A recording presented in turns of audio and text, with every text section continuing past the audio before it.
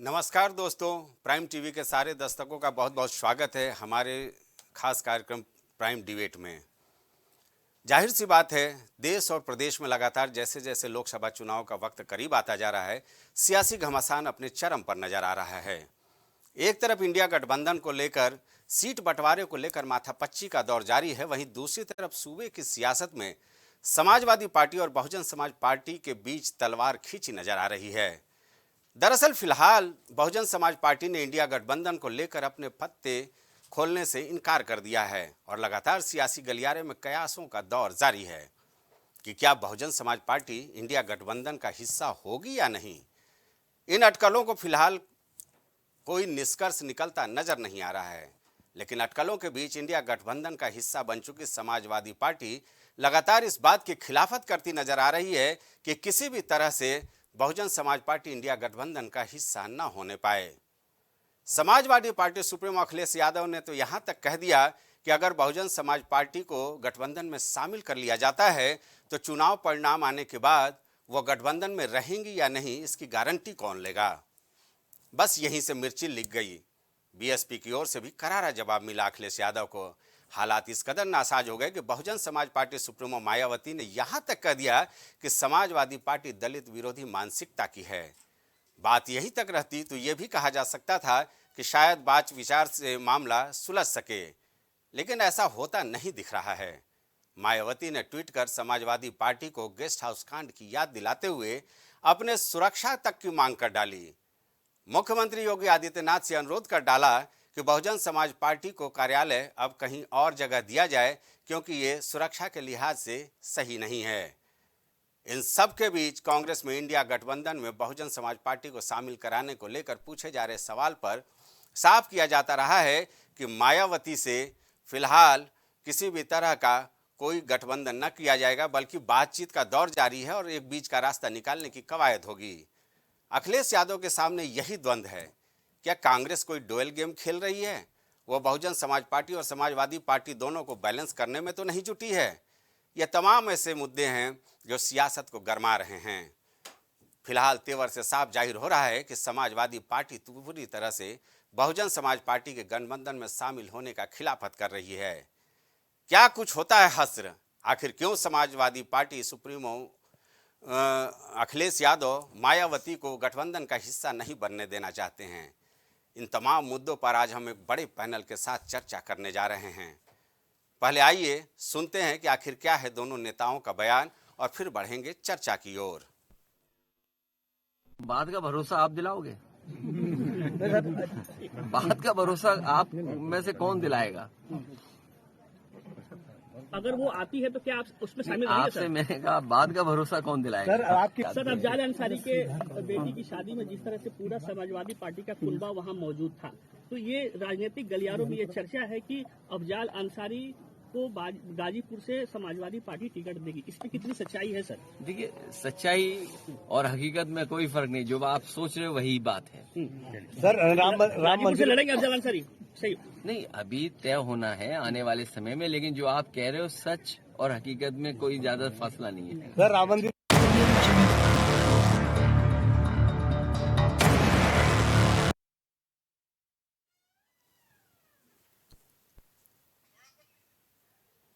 अब इस चर्चा को हम आगे बढ़ाएंगे। हमारे साथ एक बड़ा पैनल है। बीएसपी सुप्रीमो मायावती का जो ट्वीट है वो सियासी गलियारों में चर्चा का विषय बना हुआ है कि अचानक मायावती इस तरह से क्यों आक्रामक हो गई समाजवादी पार्टी के ऊपर। हालांकि अखिलेश यादव का बलिया दौरा हो, वहां से जो बयान दिया गया, यह किसी से छुपा नहीं। हमने आपको ये बयान भी सुनाया। इस बड़े मुद्दे पर हमारे साथ एक बेहतरीन पैनल है जिससे हम चर्चा को आगे बढ़ाएंगे। हमारे साथ स्टूडियो में मौजूद हैं वरिष्ठ पत्रकार अनिल भारद्वाज जी, जो तमाम सियासी गतिविधियों पर काफ़ी बारीकी से नज़र रखते हैं। कांग्रेस का प्रतिनिधित्व करेंगे प्रदीप सिंह। जाहिर सी बात है शशिकांत तिवारी जी हमारे साथ जुड़ेंगे। आप बीजेपी का पक्ष रखने के लिए हमारे साथ मौजूद होंगे। आरपी राजन सपा नेता होंगे इस चर्चा में हमारे साथ शामिल। और जहां तक बात की जाए दलित चिंतन की, विद्या गौतम जी हमारे साथ रहेंगी। सबसे पहला सवाल मैं ये करना चाहूँगा समाजवादी पार्टी प्रवक्ता से। जी, आपसे पूछना चाहूँगा समाजवादी पार्टी प्रवक्ता आरपी राजन जी, आखिर ऐसी क्या तलखी हो गई है? 2019 की जो दोस्ती थी या फिर उसके बाद जो आपका गठबंधन हुआ बीएसपी के साथ, उसके बाद ऐसा क्या कुछ हो गया कि इतना रार बढ़ गया है?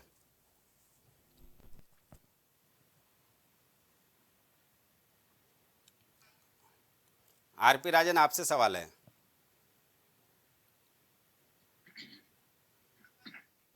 संजय जी, आवाज मिल रही है मेरी? आरपी राजन जी, आपको आवाज मिल रही है हमारी? जी मिल रही संजय जी, मिल रही है। जी, सवाल यही है कि 2019 और 2022 की दोस्ती का क्या हुआ कि अचानक इस तरह से तल्खी बढ़ गई आपकी समाजवादी पार्टी और बीएसपी के बीच में? देखिए संजय जी, आदरणीय राष्ट्रीय अध्यक्ष श्री अखिलेश यादव जी ने जिन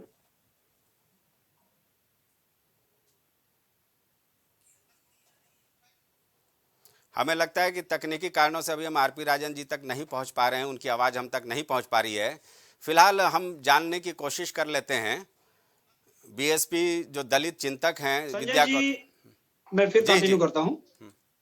आदरणीय अखिलेश यादव जी ने बहन जी को लेकर जो कुछ भी कहा, तो अगर हम थोड़ा पीछे जाते हैं बहन जी की राजनीतिक गतिविधियों पर और उनकी एक्टिविटी पर, पुराने गठबंधनों की एक्टिविटी पर, जिस तरह बहन जी ने आरोप लगा दिया 92 से लेकर के अब तक का, तो जो हम 19 का हमारा गठबंधन था संजय जी, उसमें आप देख लीजिए कि 2014 में बहुजन समाज पार्टी जो है लोकसभा के चुनाव में 0 पर आउट हो जाती है। लेकिन चुनाव होता है, बहन जी साथ में आती है, हम लोग मिलकर के चुनाव लड़ते हैं, तो बहन जी को 10 सीटें मिलती हैं इस उत्तर प्रदेश में। समाजवादी पार्टी ने तो गठबंधन नहीं तोड़ा उनके साथ, समाजवादियों ने तो गठबंधन नहीं तोड़ा, लेकिन बहन जी स्वयं गठबंधन से अलग हो गई। स्वयं उन्होंने बयानबाजी दी कि हमारा नुकसान हुआ है और वोट ट्रांसफर नहीं हुआ है। इस तरह की बयानबाजी बहन जी की तरफ से ही आई। उसी को लेकर के कि आखिर कैसे भरोसा कायम किया जाए, क्योंकि छोटी छोटी बातों को लेकर जिस तरह से बहन जी ने रुख अख्तियार किया, उससे लगता है कि इसका भी तो भरोसा दिलाना चाहिए। ये भरोसा कौन कायम करेगा? तो इसलिए चूंकि 2024 का चुनाव कोई सामान्य चुनाव नहीं होने जा रहा है, 2024 का चुनाव बहुत महत्वपूर्ण चुनाव है। ये लोकतंत्र का चुनाव है, दलित पिछड़ों के सम्मान का चुनाव है, हक और अधिकार का चुनाव है, जिसको लेकर के बहन जी समाजवादी पार्टी लड़ रही है। बहन जी भी जिनकी आज वकालत करती हैं, उनके सम्मान के लिए अगर आवश्यकता है, आज आवश्यकता है 24 में, तो बहन जी को आगे बढ़ के आना चाहिए। राजन जी, लेकिन आरोप तो बीएसपी सुप्रीमो का आपके ऊपर था कि संभवतः आपके वोट उनके पक्ष में नहीं पड़े और उन्होंने अपना वोट पूरी तरह से ट्रांसफर कर दिया। ये वजह रही थी गठबंधन तोड़ने की। संजय जी, मैंने पहले ही कहा ना कि बहन जी ने जिस तरह से आरोप लगा दिया कि वोट हमारा ट्रांसफर नहीं हुआ, लेकिन आप देखिए कि फायदा किसका हुआ। 10 सीटें किसको मिली? जो 14-10 जो 0 पे आउट हो जाता है वो 10 सीटें पा जाता है। और उसके बाद इस तरह के अनर्गल आरोप लगाना, इस तरह की बातें करना कि लाभ में आने के बाद आप 10 सीटें जीतने के बाद आप कहो कि हमको वोट नहीं मिला है, तो इस तरह के मिथ्या आरोप लगा करके गठबंधन को तोड़ना मैं नहीं समझता कि ये उचित है। क्योंकि आदरणीय अखिलेश यादव जी की तरफ से या हमारी पार्टी की तरफ से किसी ने भी, कोई भी, आज तक हम लोग बराबर बहन जी का सम्मान करते रहे, सम्मान करते हैं। राजन जी, ये माना जाए कि जो बीजेपी की ओर से उस समय भी आरोप लगाया जा रहा था कि एक मौका परस्ती का गठबंधन है, तो ये क्या वही मौका परस्ती का गठबंधन था जो बोला जाता था कि 4 दिन की चांदनी फिर अंधेरी रात? नहीं संजय जी, देखिए समाजवादियों का इतिहास रहा है। हम लोग कभी भी कोई मौका परस्ती नहीं करने का काम किए हैं। कोई फिरका परस्त ताकतें तो आज सत्ता में बैठी हुई हैं, मौका परस्त ताकतें तो आज सत्ता में बैठी हुई हैं।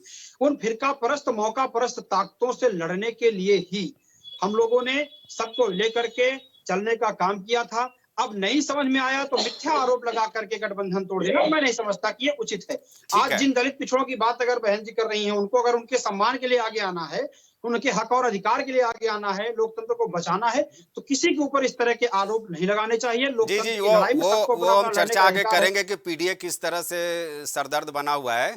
हम बीजेपी नेता शशिकांत जी के पास जाना चाहेंगे। सर, आपको क्या लगता है कि ये जो समाजवादी पार्टी और बहुजन समाजवादी पार्टी के बीच में जो ये तलवार खिंची हुई है, इसके पीछे क्या सियासी मकसद नजर आ रहा है? या बीजेपी जो आरोप लगाती रही है कि मौका परस्ती का दोस्ती और दुश्मनी होता है, वो कहां तक सही है? ये लोग राजनीति में अपनी स्वार्थों को लेकर के हमेशा से लड़ते रहे हैं। उत्तर प्रदेश की राजनीति में हमेशा इन्होंने रार मचाया है, हमेशा इन्होंने उधम मचाया है, दंगल मचाया है। अब इनके विचार कभी मिलते नहीं हैं। अपने स्वार्थों से इन्होंने विचार मिलाया भी और इन्होंने गठबंधन भी बनाया, चुनाव भी लड़े, फिर अलग भी हुए। लेकिन मूल बात यह है कि हमेशा से ही समाजवादी पार्टी का अपने परिवार का राग और मायावती जी के अपना निजी राग, यही ये लोग पूरे प्रदेश के देश के लोगों को सुनाते रहे हैं और यही सुना सुना करके ये लोग ध्यान आकर्षित करते रहे हैं। अब उत्तर प्रदेश और देश के लोग इनके अपने रार से सजग हो चुके हैं। पूरी जनता जो है जान चुकी है कि इनका निजी स्वार्थ है, अपने स्वार्थों की लड़ाई लड़ते हैं।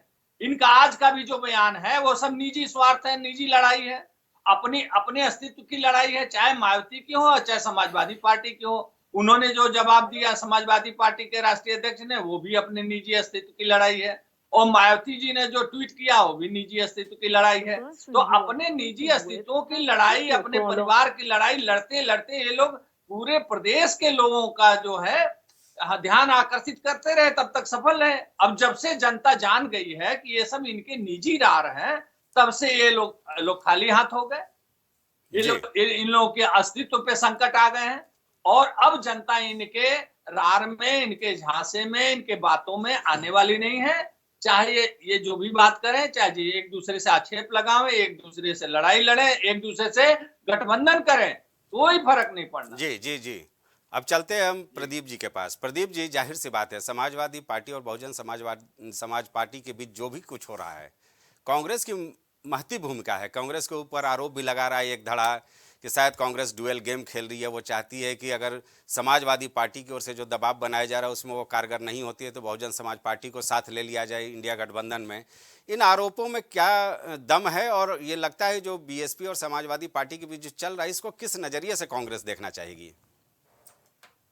संजय जी, देखिए, आज पूरा देश दो भागों में बटा हुआ है जी। एक तरफ वो लोग खड़े हैं जो भारत के संविधान को मानने वाले लोग खड़े हैं, दूसरी तरफ भारत के संविधान को बदलने वाले लोग खड़े हैं, जिनकी मंशा है भारत के संविधान को बदलना। निश्चित तौर पर भारत के संविधान पर आस्था और विश्वास रखने वाले लोग एक मंच पे हैं और एक विमर्श के साथ खड़े हुए हैं। वो भारत के नौजवानों की बात करते हैं, भारत के किसानों की बात करते हैं, भारत की महिलाओं की बात करते हैं और भारत के विकास की बात करते हैं। और जहाँ तक आदरणीय अखिलेश यादव जी की बात हो या आदरणीय सुश्री मायावती जी की बात हो, ये बड़े नेता, अपने अपने दल के सर्वोच्च नेता हैं। निश्चित तौर पर अपने दल की विकास के लिए कुछ बातें इनके दिमाग में जरूर होंगी, लेकिन निश्चित तौर पर आप ये मानिए, इंडिया गठबंधन भारत के संविधान पर विश्वास और आस्था रखने वाले लोगों के साथ एक मंच पर खड़ा है और इस देश के अंदर परिवर्तन की जो आंधी चल रही है उसके निश्चित तौर पर इंडिया गठबंधन के साथ इस देश का नौजवान खड़ा है, इस देश का। प्रदीप जी, मेरे सवाल का जवाब नहीं मिला। समाजवादी पार्टी और बीएसपी के बीच जो चल रहा है तकरार, इस पर कांग्रेस का क्या नजरिया है? देखिए, जब आप एलआई पार्टनर होते हैं और तमाम राजनीतिक दल जब एक मंच पर आते हैं तो कुछ तमाम तरह की बातें होती जरूर हैं। आप भारतीय जनता पार्टी की बात कर लीजिए, बताइए राजभर के साथ को अपने एलआई पार्टनर के साथ किस तरह का व्यवहार भारतीय जनता पार्टी करती है।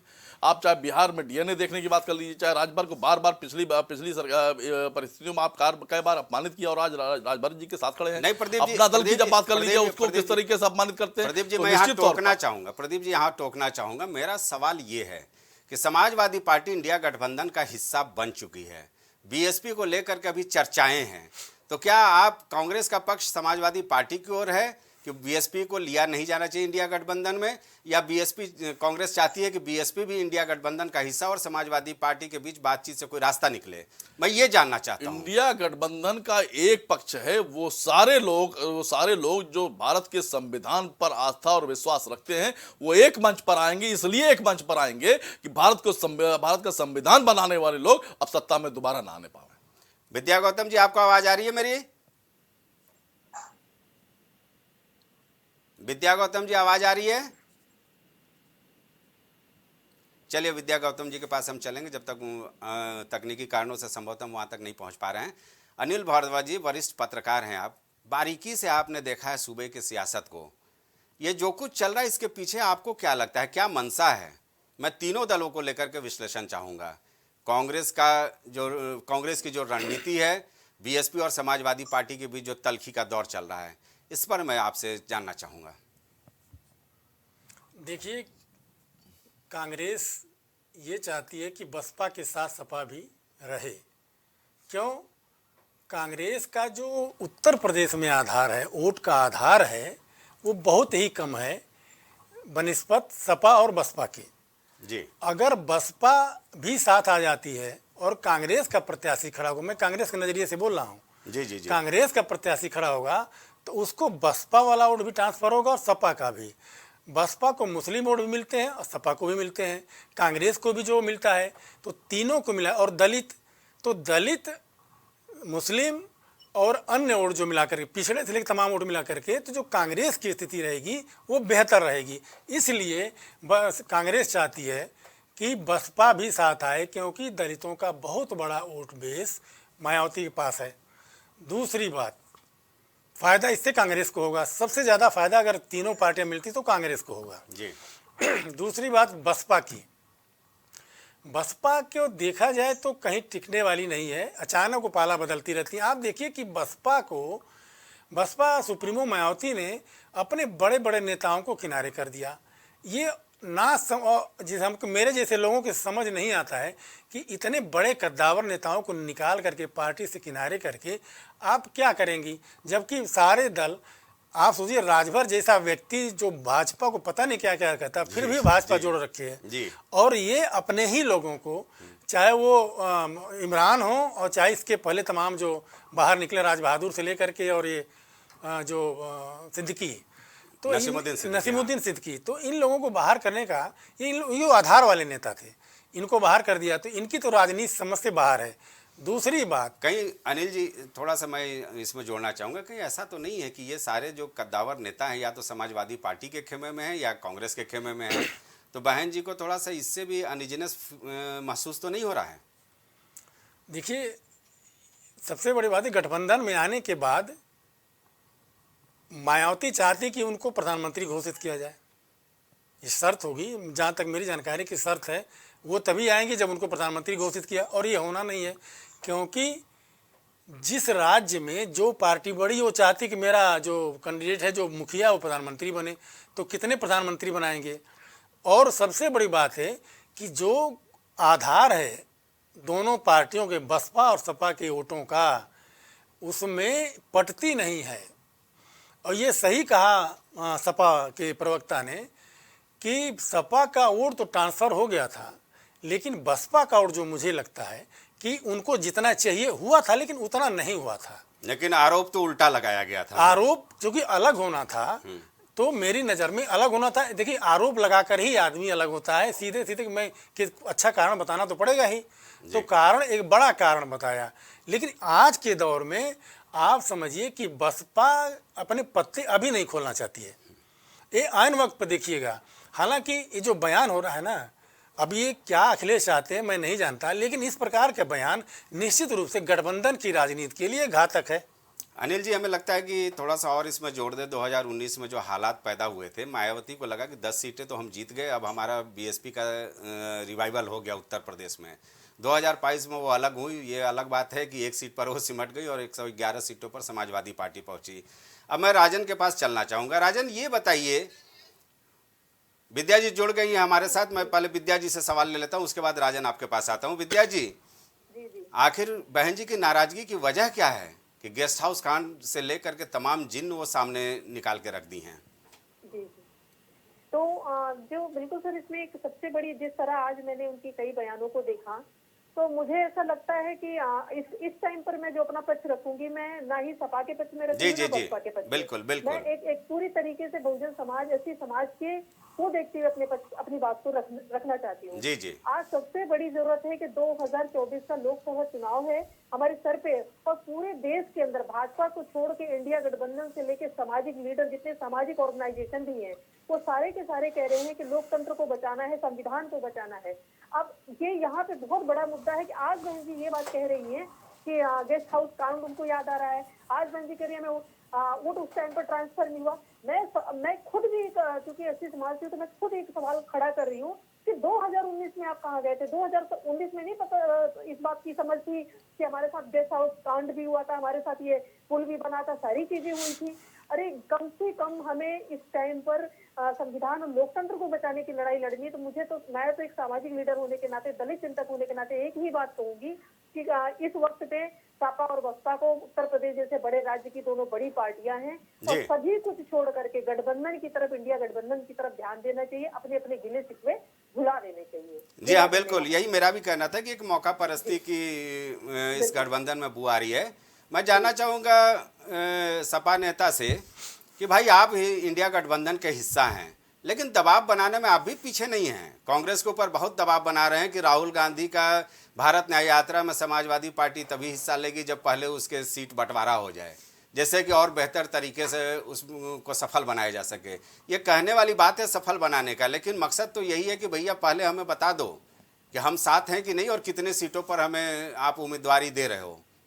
राजन जी संजय जी, निश्चित तौर पर कोई भी राजनीतिक दल अपनी पार्टी के उत्थान के लिए, विकास के लिए हर तक प्रयास करता है कि हमारा मतदाता पार्टी से उम्मीद रखता है तो हम उसको आगे बढ़ाने का काम करें। और जहां तक बात रही हमारी समाजवादी पार्टी की, तो समाजवादी पार्टी का उत्तर प्रदेश में जो जनाधार है, हम जिस जनाधार के साथ समाजवादी पार्टी के कार्यकर्ता एक एक देता, क्योंकि यहाँ सीट की बात नहीं है। हमारे राष्ट्रीय अध्यक्ष जी तो कह रहे हैं हमारे लिए 80 सीटें महत्वपूर्ण है ना, एक एक सीट महत्वपूर्ण है। 80 की 80 सीट पे लड़ने के लिए लड़ेंगे ना, सीट शेयरिंग की बात। गठबंधन में ये कैसे संभव है भाई? बीच का रास्ता तो निकालना पड़ेगा ना संजय जी। सीट शेयरिंग तो बैठ करके, वो बड़े नेता हैं और वो पार्लियामेंट्री बोर्ड बैठेगा, संयुक्त कमेटी बैठेगी ज्वाइंट, वो अलायंस की, वो बैठ करके तय कर लेगी।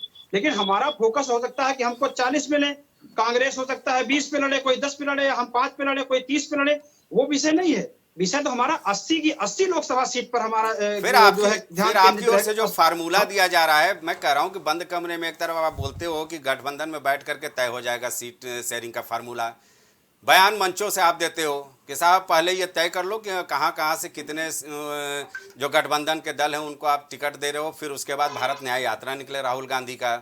कभी ये बयान आता है कि 2 लाख से ज्यादा जो अगर कोई हमारे सहयोगी दलों को मिला हो वोट, उनको हम शेयर करने को तैयार हैं समाजवादी पार्टी की ओर से। तो ये समझ में नहीं आ रहा है। ये देखिए संजय जी, निश्चित तौर पर मैं फिर से कहना चाहता हूं कि कांग्रेस, पहले भी कहा, हमारे राष्ट्रीय अध्यक्ष जी ने भी कहा, कांग्रेस चूंकि बड़ा भाई है तो कांग्रेस को बड़ा दिल दिखाना होगा। जिस राज्यों में जहां पर जो मजबूत है उसको मजबूती से पकड़ करके, उसकी मजबूती को देखते हुए उसके साथ खड़े होकर के आगे चलने का काम करना पड़ेगा।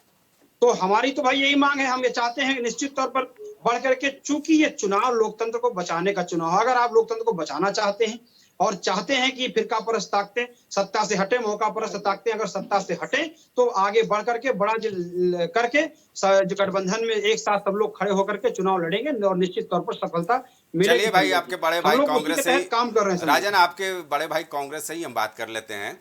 प्रदीप जी, जवाबदेही आपके ऊपर आ रही है, लेकिन दबाव पीछे से लगातार बढ़ रहा है। नहीं संजय जी, देखिए अभी आपने सपा प्रवक्ता की बात भी सुनी, यह दलित चिंतक की बात भी सुनी। देखिए आज देश बहुत नाजुक मोड़ की तरफ बढ़ रहा है। एकदम तय स्थिति है कि ये चुनाव लोकतंत्र पर विश्वास रखने वाले लोगों, भारत के संविधान पर आस्था रखने वाले लोग और उसको बदलने वाले लोगों के बीच में साफ और स्पष्ट है, और भारत पूरी तरह बढ़ चुका है इस पे। और आज इंडिया गठबंधन की जहां तक बात है, उत्तर प्रदेश की जहां तक बात है, हम इंडिया गठबंधन 80 की 80 सीटों पर लड़ रहा है। ये कौन किस पार्टी से लड़ा, कौन किस सिंबल से लड़ा, ये मतलब नहीं है। मतलब ये कि हम 80 की 80 सीटों पर इंडिया गठबंधन लड़ेगा। और ऐसे लोगों को इस बात से मैं भी इत्तेफाक रखता हूं कि आप 80 सीटों पर लड़ेंगे, लेकिन बीएसपी कितने सीटों पर और कांग्रेस की कितने सीटों पर, समाजवादी पार्टी कितने सीटों पर? बहस का मुद्दा तो यही है, ये जो तलवार तनी है। निश्चित तौर पर संजय जी, बीएसपी हो, समाजवादी पार्टी हो और चाहे कांग्रेस हो और इंडिया अलायंस के जितने भी पार्टनर हो, वो ये चाहते हैं कि अब उत्तर प्रदेश का दलित नौजवान घोड़े पर चढ़कर अपनी शादी में जाए। इसके लिए चुनाव हो रहा है। अब किसान को देशद्रोही ना कहा जाए, आतंकवादी ना कहा जाए, इसके लिए चुनाव हो रहा है। जब बेरोजगार नौजवान नौकरी मांगने जाए तो उस पर लाठियां ना चले, इसके लिए चुनाव हो रहा है। बचाने की लड़ाई बता रहे हैं कांग्रेस और सपा। अब राजनीतिक दल और सरकारें साक्षी महाराज, कुलदीप सिंह सेंगर और चिन्मयानंद के पीछे खड़ी नजर ना आए, ब्रजभूषण शरण सिंह जी को समर्थन देती नजर ना आए। आपके आरोपों का जवाब हम शशिकांत जी से लेते हैं। शशिकांत जी, संविधान नहीं है भाई कांग्रेस और समाजवादी पार्टी की ओर से देश में। हाँ, नहीं, प्राइम देखिए न्यूज में कनेक्ट- देखिए अभी क्या है, दिक्कत क्या है, चाहे कांग्रेस पार्टी हो, चाहे समाजवादी हो, चाहे बसपा हो, आज की तारीख में जिस प्रकार से पूरे देश में जनता ने भारतीय जनता पार्टी के अपने दिलो दिमाग में बिठाया है, तो उसी प्रकार से भारतीय जनता पार्टी ने भी अपने सर पे जनता को, गरीब को, किसान को, सबको बिठाया है और सेवा कर रही है। ये जब से हुआ है तब से इन लोगों का अस्तित्व खतरे में आ गया। भाई संविधान, देश आजाद हुआ तो संविधान जो बना उसी संविधान पे देश चल रहा है।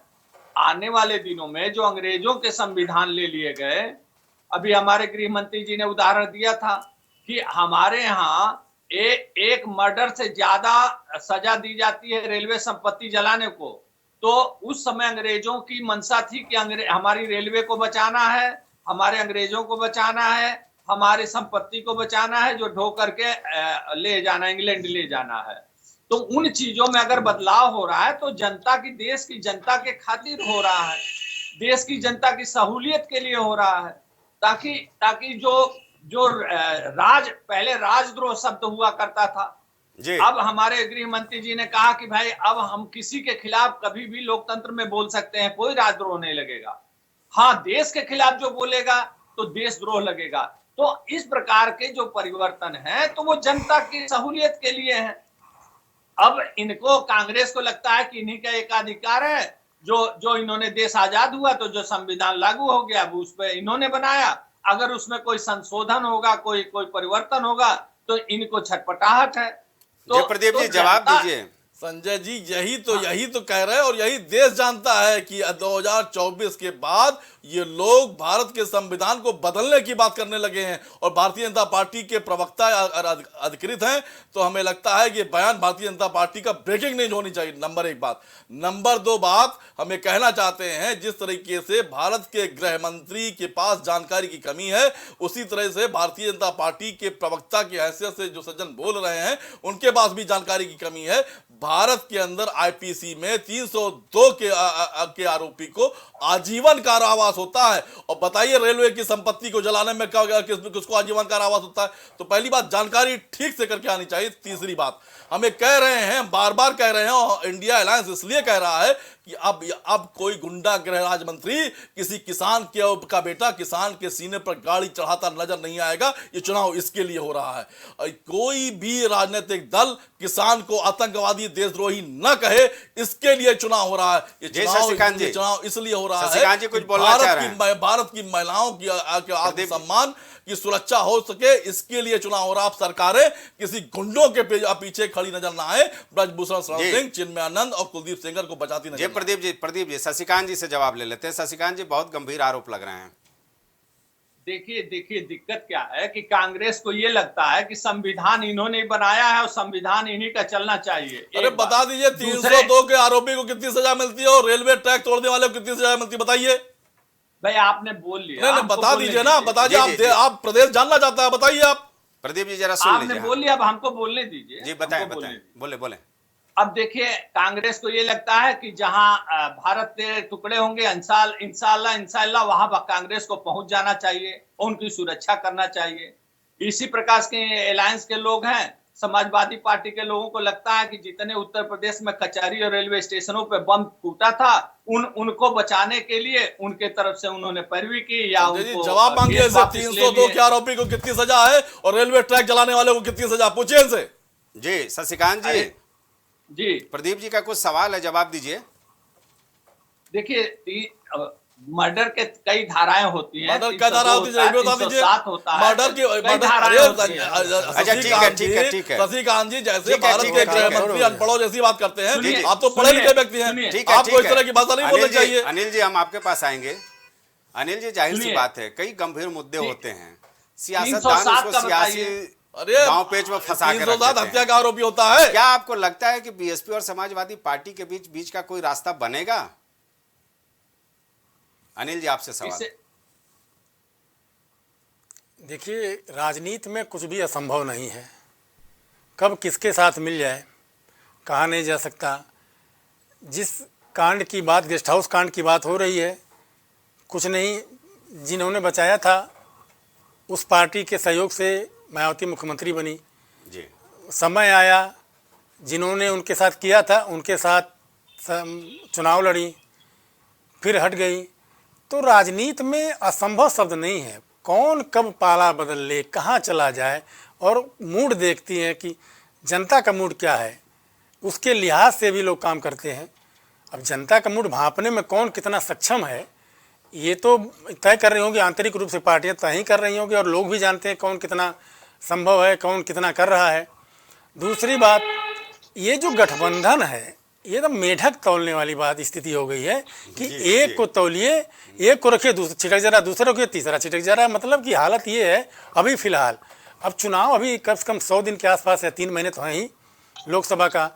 उस दौरान हो सकता है कि कुछ बात बने, लेकिन अभी जो स्थिति है और जो हालात पहुँचे आज, और जिस तरह बयानबाजी हो रही है, हालांकि विधानसभा मध्य प्रदेश के चुनाव में भी अखिलेश यादव ने कुछ कहा था, वहाँ से भी कहा गया था, तो तलखी बढ़ी थी, लेकिन वो तलखी कम हुई है। अब बसपा और सपा में तलखी बढ़ रही है, लेकिन अभी समय है, कुछ कहा नहीं जा सकता, क्योंकि दोनों लोग अपनी स्थिति भांप रहे हैं। देखिए कौन कितनी सीटों पर लड़ेगा, सबसे बड़ी समस्या तो ये है। हमें तो लगता है अनिल जी वाकई कांग्रेस के सामने बड़ी चुनौतियां हैं। राजन साहब आपके पास आना चाहेंगे, आखिर ये क्या है? आज सपा सुप्रीमो का मैं बयान सुन रहा था कि वो कुछ लोगों का एक्स पढ़ते ही नहीं है। मायावती जी ने आरोप लगा दिया कि जो फ्लाईओवर बनाया गया था वो दलित विरोधी एक गुनाह था समाजवादी सरकार का। इस तरह का आरोप ये समझ में नहीं आता है कि कहां से आ रहा है।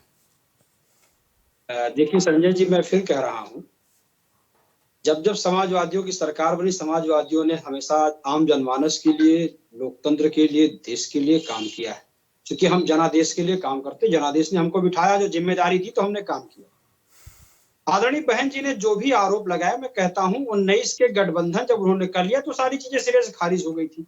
जब वो गठबंधन में आई हमारे साथ जुड़ करके उन्होंने चुनाव लड़ा, चुनाव लड़ने के बाद उन्होंने अपनी स्थिति देखी और मजबूत किया अपने आप को। तो वो सारी चीजें, जो ओवरब्रिज बना है संजय जी, उस ओवरब्रिज की अगर हम बात करें तो वो उस ओवरब्रिज से रायबरेली, प्रतापगढ़, प्रयागराज, मिर्जापुर और इधर से जो फतेहपुर, बांदा, इतने इधर के जो जनपद हैं, इन दक्षिण पूर्व के जनपदों में से इधर के लोग जाने वाले, मेडिकल कॉलेज जाने वाली एम्बुलेंस जाती हैं, मरीज जाते हैं। वो जनता के लिए मार्ग खुल गया, मार्ग प्रशस्त हो गया। नहीं तो वहां क्रॉसिंग होती थी, जहां में लोग फंसते थे, एम्बुलेंस फंसती थी। तो हमने तो काम किया, तो जनता के लिए काम किया। बहन जी का मुझे लगता है अरे भाई कहीं और से फ्लाईओवर निकाल देते, बहन जी का कार्यालय था, अब तो वो कह रही है शशिकांत जी, क्या आप करेंगे फ्लाईओवर का? नहीं, नजर चलवाएंगे क्या? बहन जी ने अनुरोध किया है आप लोगों से। संजय जी बात कम कर लीजिए जी। जब वो पुल बनने के बाद कितना विकास हुआ।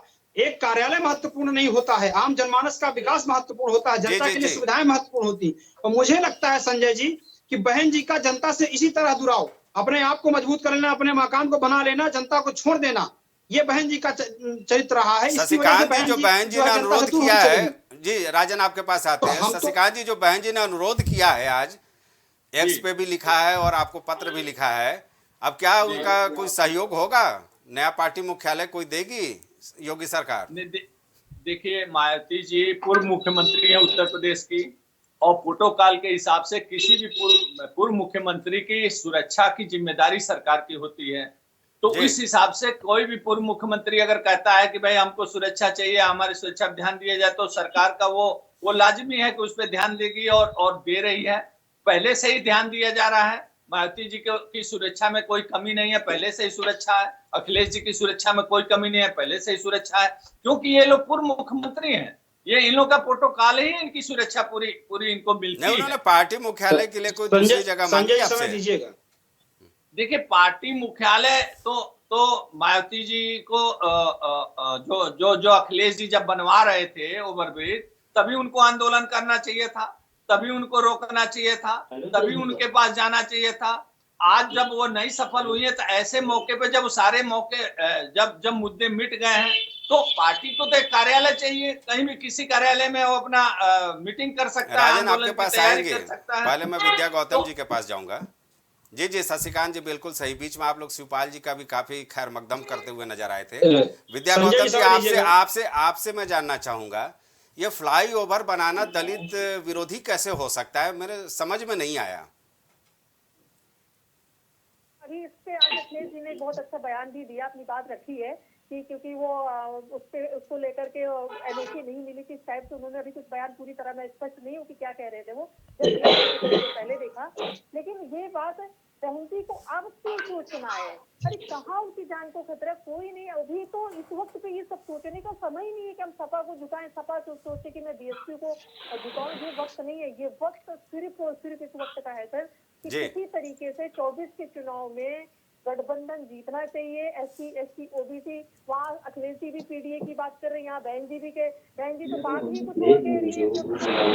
रिक्वेस्ट करूंगी छोटे से इंसान होने के नाते, कार्यकर्ता होने के नाते, कि इस वक्त पे पूरी तरीके से फोकस गठबंधन अगर करना चाहते तो दोनों पार्टियों को करना चाहिए और उत्तर प्रदेश से ही केंद्र की विद्या जी कहीं ये जो पीडीए की जो बात हो रही है, समाजवादी पार्टी के पीडीए मूवमेंट को लेकर के कहीं बहन जी तो नहीं ऐसा लगता है कि अनईजी महसूस कर रही हैं, असहज महसूस कर रही हैं? देखिए सर, सबसे बड़ी बात है कि पीडीए आ गई सपा के पास, और बहन जी अपने आप में ओरिजिनल चेहरा है दलित समाज का, बहुत मतलब उनको लोग दुनिया जानती है। एक बार तो उनकी पीडीए को झुटलाया जा सकता है, लेकिन उनके जो बहुजन मूवमेंट जो मिशन है, जो उनकी विचारधारा को, उसे कोई नहीं झुटला सकता है। एक बार तो लोग सपा को अवसरवादी कह सकते कि आज पीडीए लेकर के आ गए, आज इन्हें दलितों की याद आई, लेकिन बहन जी को तो एक उसी चीज का जनक माना गया है, उसी मूवमेंट का उनको आधार माना गया है। तो ऐसे में मुझे लगता तो नहीं है कि उनको कोई डर होगा, लेकिन अगर डर है तो उससे बहुत सारी मुद्दे, बहुत सारी बातें, आप बहुजन मूवमेंट के लिए आप जमीन पे आइए, काम करिए, अपने कार्यकर्ताओं को भेजिए, उससे बड़ी मूवमेंट खड़ी हो जाएगी। हम तो कह रहे अलग अलग, आप दोनों मिलकर के गठबंधन के साथ आइए ना, तो दिक्कत कहाँ आ रही है? जी हाँ, राजन क्या बोलना चाह रहे थे, आपके पास आऊंगा। संजय जी, भारतीय जनता पार्टी के मित्र आदरणीय शशिकांत जी जिस तरह से बड़ी अच्छी बातें कह रहे थे, यही तो है ना, भारतीय जनता पार्टी की कथनी और करनी में फर्क है। सरकार सुरक्षा देना निश्चित तौर पर सरकार का काम होता है, लेकिन क्या सरकार कर रही है? यही भारतीय जनता पार्टी की सरकार, पूर्व मुख्यमंत्रियों को जेड प्लस सुरक्षा होती थी, सरकार ने आदरणीय अखिलेश यादव जी की सुरक्षा वापस ले ली, एक झटके में एक दिन में वापस ले लिया, कोई कारण नहीं बताया, कहा कि आपकी सुरक्षा वापस ली जाती है।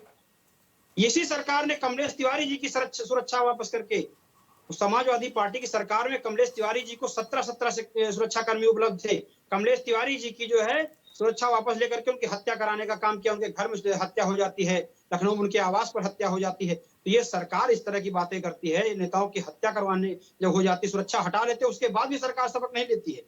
और जब ये बात महिला सुरक्षा की करती है, तो आपको ध्यान आकर्षण कराना चाहता हूं आपके माध्यम से, प्राइम टीवी के माध्यम से, संजय जी आप बताइए कि इसी देश में आप जब पंचायत चुनाव हो रहा था उत्तर प्रदेश में, तो लखीमपुर खीरी में किस तरह से महिलाओं का चीरहरण करने का काम किया गया था, वो लोग कोई और भारतीय जनता पार्टी के पदाधिकारी थे। जी राजन, आपके आरोपों का जवाब हम शशिकांत जी से ले लेते हैं। शशिकांत जी, मणिपुर में किस तरह महिलाओं को निर्वस्त्र करके घुमाया जा रहा था? आपके ऊपर कई आरोप लग रहे हैं अखिलेश जी की, आपने सुरक्षा ले ली, एक तरफ आप बोलते हैं पूर्व मुख्यमंत्रियों की सुरक्षा की जिम्मेवारी है आपके सरकार की। हाँ बिल्कुल, पूर्व मुख्यमंत्रियों किसी भी सरकार की जिम्मेदारी है। और तो फिर अखिलेश जी की सुरक्षा को लेकर के सवाल खड़ा कर रहे हैं राजन कि उनकी सुरक्षा अचानक हटा दी गई। मैं उनका सवाल सुन नहीं पाया, ऑडियो मिल नहीं रही है। अखिलेश जी की भी सुरक्षा मजबूत है, मायावती जी की भी सुरक्षा मजबूत है, जितने पूर्व मुख्यमंत्री हैं सबकी सुरक्षा मजबूत दी जाती है। ये तो प्रोटोकॉल में ही है, वो तो उसका एक फॉर्मेट है। अब रह गया सवाल कि अब इन लोगों की पूरा कुश्ती देखिए कि मायावती जी ने की जब मूर्ति टूट गई थी, तो मायावती जी ने जब धमकी दिया, तो मुलायम सिंह यादव ने सार्वजनिक रूप से कहा कि मायावती जी की मूर्ति की सुरक्षा तुरंत की जाए। तो जब मायावती की मूर्ति की सुरक्षा की गई, तो मायावती जी ने जब ओवरब्रिज बन रहा था, तो अपने कार्यालय की सुरक्षा और अपनी सुरक्षा की चिंता तब नहीं की। आज की तारीख में वो सवाल खड़ा कर रही हैं। तो ये इनके जो आपस में कॉन्फ्लिक्ट उसको लेके, इंडिया अलायंस को लेके हैं, उसका परिणाम है ये। और इंडिया अलायंस में ये लोग यही स्थिति पूरे देश में है। इंडिया अलायंस बहुत हास्यास्पद स्थिति में है। प्रदीप जी, इंडिया गठबंधन हास्यास्पद स्थिति में है। हाँ, भाई अगुआ है इंडिया गठबंधन कांग्रेस को मानने को तैयार नहीं है, कांग्रेस नीतीश कुमार को मानने को तैयार नहीं है। जिम्मेदार है, भारत की महिलाओं के ऊपर जिम्मेदारी से काम कर रहा है, भारत के किसानों के लिए काम कर रहा है। और भारतीय जनता पार्टी के प्रवक्ता जब महिला सुरक्षा की बात करते हैं और बताते हैं हमारे तो 4 जातियां हैं, गरीब, महिला, कमजोर, और जब महिलाओं और किसान नौजवान की बात करते हैं, जब महिला की बात करते हैं तो बनारस से लेकर भी सपा प्रवक्ता ने बताया लखीमपुर तक, बनारस के आरोपी भारतीय जनता पार्टी के कार्यकर्ता थे, पदाधिकारी थे, और लगातार भारतीय जनता पार्टी उन्हें संरक्षण देती नजर आई। अभी बनारस, और मोदी जी और योगी जी प्रदेश के मुख्यमंत्री हो, देश के प्रधानमंत्री हो, एक लफ्ज भी नहीं बोला उन्होंने आरोपियों के विपक्ष में। जब आप लखीमपुर की घटना ले लीजिए, लखीमपुर से लीजिए, आप लखनऊ ले लीजिए, और जब अब जिस देश का गौरव बढ़ाने वाली महिलाएं, जिसने पूरी दुनिया में देश का गौरव बढ़ाया हो, वो उन्हें खेल छोड़ देना पड़ा हो, उन्हें अपने पदक छोड़ देने पड़े हो, उसके बावजूद भी भारतीय जनता पार्टी ऐसे आरोपियों के समर्थन करती नजर आती है। उसके बाद भी महिला प्रदीप जी सवाल यहाँ पर जरूर उठता है, जिस तरह से अखिलेश यादव लगातार मध्य प्रदेश चुनाव में बयान दिए, अभी हमारे वरिष्ठ पत्रकार अनिल भारद्वाज जी ने भी उसकी चर्चा की, वहां तो उन्होंने साफ तौर पर ऐलान कर दिया था कि समाजवादी पार्टी का ये ऐलान है कि कांग्रेस को यहाँ पर कोई वोट न दे। उसके बाद लगातार जिस तरह से लगातार दबाव बनाने की कोशिश वहां से हो रही है, आपके सामने निश्चित तौर पर एक तरफ कहा जा सकता है कि खाई है, दूसरी तरफ गड्ढा है, आप किधर जाएंगे ये आप समझो। बहरहाल आपको क्या लगता है, बीएसपी और समाजवादी पार्टी दोनों के बीच जो तलखी चल रही है, उसमें क्या यूपी में गठबंधन की स्थिति बेहतर रहेगी, मजबूत रहेगी? निश्चित तौर पर इंडिया अलायंस पूरी तरीके से मजबूत है। 80 की 80 सीटों पर हम मजबूती के साथ चुनाव लड़ने जा रहे हैं। और जब कई बर्तन होते हैं कि परिवार में कई लोग होते हैं, तो कुछ वार्तालाप, हमारे इंडिया गठबंधन में लोकतंत्र है, इस तरीके की स्थिति नहीं है अपने इलाही पार्टनर को आप अपमानित करते रहिए और वो एक लफ्ज भी बोल ना पाए। आप बताइए, आप पूरे हिंदुस्तान में भारतीय जनता पार्टी ने अपने इलाही पार्टनर के साथ किस तरह की भाषा का प्रयोग किया? आप पिछले चुनाव में देख लीजिए, डीएनए से लेकर के और तमाम चीजें लोगों के सामने, और आप ही लोगों ने अपने चैनलों से जब सारी चीजें चलाई हैं। आज की परिस्थिति में क्या आपको लगता है यूपी में सपा बसपा के बीच में जो रार चल रहा है वो ठीक हो जाएगा? निश्चित तौर पर इंडिया, क्योंकि अखिलेश यादव तो साफ कर चुके हैं कि भाई बीएसपी अंदर होगी तो हम बाहर हो जाएंगे। उत्तर प्रदेश में नहीं, पूरे देश में इंडिया गठबंधन मजबूती से चुनाव लड़ेगा। अनिल जी, जिस तरह से अखिलेश यादव ने साफ कर दिया है कि बीएसपी अंदर तो हम बाहर, अगर बीएसपी अंदर होती है तो ये बाहर, समाजवादी पार्टी को कैसे अंदर लाएंगे, बीएसपी को कैसे समायोजित करेंगे, ये वाकई आप सही बता रहे थे कि मेढक तोलने वाली स्थिति नजर आ रही है फिलहाल। जी अनिल जी, देखिए, अगर गठबंधन होता तो सबसे ज़्यादा फायदा कांग्रेस को होगा। इस वजह से कांग्रेस चाहती है कि गठबंधन हो और उसमें गठबंधन में बसपा शामिल हो। दोनों नाव पे पैर रखने में कई मामला और डिसबैलेंस तो नहीं हो जाएगा? देखिए, मध्य प्रदेश के चुनाव से ये अगर देखा जाए तो अखिलेश यादव अपने को ठगा हुआ महसूस कर रहे हैं। उनको वो 4 या 6 सीट मांग रहे थे, 6 सीट भी नहीं दी गई। और जो कमलनाथ ने जिस भाषा का प्रयोग किया, उसके बाद अखिलेश यादव ने जिस भाषा का प्रयोग किया था, वो दोनों आपस में एक तरह से, मतलब ये सियासत में इस प्रकार के शब्दावली का कम ही प्रयोग होता है। लेकिन क्योंकि पता नहीं आगे क्या होने वाला है, आप देखिए कि जिस तरीके का इस समय का जो वातावरण है आज का, मैं बता रहा हूँ, आज जो तलखी है वो आसान नहीं है उसको भरना। और देखिए, अखिलेश यादव अगर मायावती से अलग रहेंगे तो जो मुझे एनालिसिस मुझे लगता है कि इसमें अखिलेश यादव का फ़ायदा है, और इस वजह से वो चाहते हैं कि वो इसमें न आए। कांग्रेस और अखिलेश सपा मिल करके लड़े, ज़्यादा से ज़्यादा सीटें सपा चाहेगी, उसके बाद कांग्रेस को दे देगी। बसपा जितनी सीटें चाहती है वो संभव नहीं है। इन सब के बीच जो समाजवादी पार्टी के साथ पहले से ही राष्ट्रीय लोकदल है, तो उसका क्या रुख होगा? उसका भी बड़ा अजीब अजीब बातें सुनने को मिलती है सियासी गलियारे में। भाई, अब कहने को सभी लोग अपना कह रहे हैं कि हम इतनी सीटों से लड़ेंगे, सब कुछ करेंगे। भाई, उनका प्रभाव कहाँ है? पश्चिमी उत्तर प्रदेश में जाट बहुल इलाकों में है, उसमें भी संपूर्ण रूप से नहीं है। लेकिन वो सभी सपा के समर्थक हैं, तो सपा को तो सबसे पहले उनको साधना, उनको दे देना होगा, पश्चिमी उत्तर प्रदेश में खास तौर पे। और तब पता चला कि यहाँ बंटवारा और बढ़ गया। आप कई दल हैं सपा के साथ, मानव समाज कई पार्टियां इसके साथ हैं, जिन्होंने पीडीए से लेकर तमाम बना रखा है, उसमें अलग है। तो वो हो गए। अखिलेश तो बांटते बांटते वो उनकी सीटें नहीं बचेगी अगर जिस तरीके से डिमांड होगी। राजन, बड़ी विचित्र स्थिति उत्पन्न हो रही है समाजवादी पार्टी के सामने। देखिए संजय जी, मैं फिर कह दूं, समाजवादी पार्टी के साथ जितने भी दल हैं, चाहे महान दल हो, चाहे जनवादी पार्टी हो या राष्ट्रीय लोक दल हो, सब में एक अच्छा समन्वय है और लंबी दूरी हम लोगों ने तय की है। बराबर हम लोग साथ हैं और मिल करके फिर चुनाव लड़ेंगे। तो बीएसपी को साथ लेने में दिक्कत क्या है? कोई दुराव नहीं है। नहीं, मैंने फिर कहा ना, हम दलित कहाँ कह रहे चिंतक हैं? विद्या गौतम हम जी को आप सुन रहे होंगे, नहीं, उन्होंने संजय साफ जी, किया कि अभी आदरणीय सब विद्या संजय गौतम जी, जी को आपने आदरणीय सुना राष्ट्रीय होगा अध्यक्ष कि श्री उन्होंने अखिलेश साफ किया संजय जी, कि सब कुछ भूल करके गठबंधन में सब लोग साथ आए।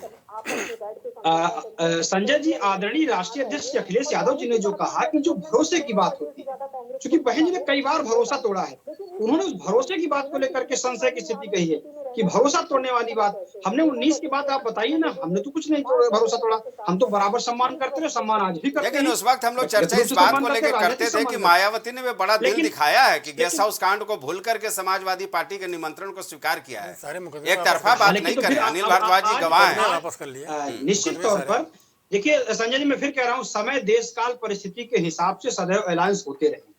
आज समय देश काल की परिस्थिति जो है लोकतंत्र को बचाने के लिए, अभी आदरणीय प्रदीप जी ने कहा जो लोकतंत्र कैसे खतरे में। आप बताइए, जब गोंडा में घड़े से पानी पी लेने पर दलित बच्चों को पीट कर मार दिया जाता है तो लोकतंत्र खतरे में नहीं है क्या? अरे इस तरह की बहुत सारी घटनाएं हुई हैं भाई हर एक सरकार में, उसका जिक्र मत कीजिए, चर्चा बहुत लंबी चली जाएगी। लेकिन अगर हम लोग गिनाने लगेंगे तो लंबा हो जाएगा संजय चर्चा। जी, कार्रवाइयां हुई हैं।